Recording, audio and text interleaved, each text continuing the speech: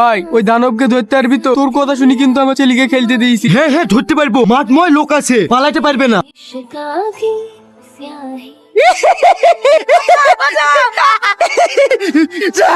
বল তুই কে আর কেন এই বাবাদের ছেলেপিলেকে ধরে মারিস? শালা তুই আমাদেরকে ভয় দেখাচ্ছিস? কি ব্যাপার, হাতে রং লেগে গেল কেন? শালা কি মেকআপ করে আছে নাকি? এই এক বলছি পানি লাই তো। তুই আপনি একে চেনেন নাকি? মনে করি দেখ, আজ থেকে 7 বছর আগে খবরদার ওকে ছাড়বি নি। ওর মাল্লিকে এই গ্রামের 3 জন মারা গেল। লোকটা খুব ভয়ানক ছুয়াইছি। এই লাশটা তাড়াতাড়ি ব্যবস্থা কর।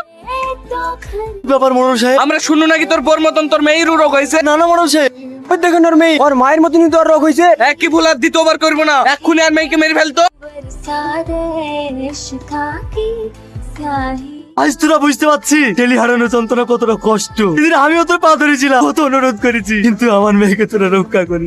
আমরা তো ভুল করেছি, কিন্তু তুই কতবার ভুল করেছিস? গ্রামে অর্ধেক ছেলে মেয়ে তুই মেরে ফেলেছিস। আমি তোদের মতো জানোয়ার না।